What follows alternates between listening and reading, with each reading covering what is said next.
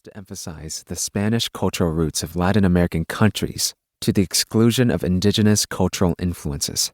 The term Chicano is an ethnic, political, social identity term that emerged in the civil rights era of the 1960s to refer to a person of Mexican-American cultural origins who embraces both European and indigenous ancestry and who is dedicated to social activism on behalf of the Mexican-American community. The academic discipline of Chicano studies emerged from the historic Chicano civil rights movement. In this book, I have chosen to refer to the broader community of people of Latin American descent as Latino, but sometimes I use both Latino and Latina when seeking to emphasize gender inclusivity. After eventually graduating from law school and completing my PhD in history, I became a professor of Chicano studies at UCLA in 2005. I began to teach legal studies courses such as Latinas, Latinos, and the law, comparative and historical perspectives, the history and politics of affirmative action, Chicano public interest law, and Chicano legal history.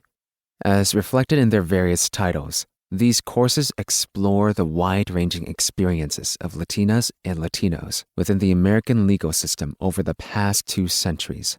They examine landmark appellate decisions and litigation efforts in a wide variety of areas, such as immigration, voting rights, employment, jury service, language discrimination, bilingual education, criminal law, and educational admissions. These courses also critically assess the role of legal principles and litigation in improving the position of Latinas and Latinos in American society. Though I did not plan it, over the years I have found my own racialized experiences and those of my students reflected in my courses.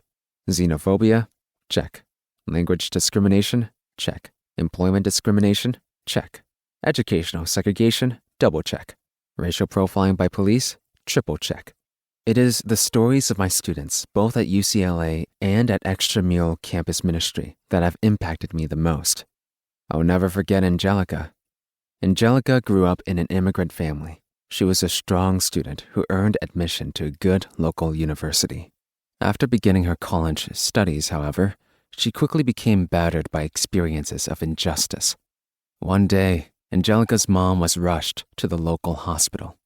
The doctors examined her and determined that she needed emergency surgery. A week later, she returned to the hospital because of continued pain. As it turns out, the hospital had made a mistake in a procedure. Later, Angelica's mom went back to the hospital yet again because she noticed some strange and disturbing physical symptoms. As part of the previous surgery, she had been given a blood transfusion, but the blood had been infected with a disease. When confronted, the hospital denied all wrongdoing. Because Angelica's mom did not have many economic resources, she was unable to hire an attorney, and no one would take her case. But the story gets even worse. Several years later, during the process of applying for her green card, Angelica's mom suffered the further indignity of having to write what amounted to a note of apology to the U.S. government for having acquired the insidious disease. Eventually, Angelica dropped out of college under the weight of these life challenges and collective stressors. John's story has also never left me. John was a first-generation college student. He grew up in an immigrant church and loved theology.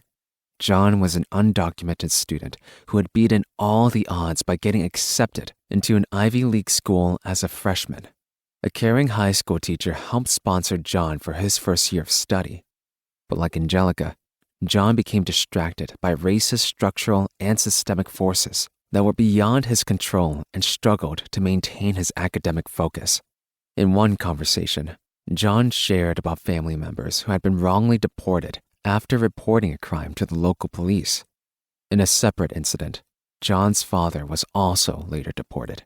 As a responsible son, John chose to surrender his scholarship money so that his mother and siblings might have enough for food and rent. His teenage sister was subsequently arrested by ICE and recklessly deported late one evening onto the streets of a Mexican border town. As a vulnerable freshman, John tried to find spiritual and emotional support in a well-known campus ministry, but was called a criminal. As a lawyer, historian, and pastor, I know that the racialized experiences of John and Angelica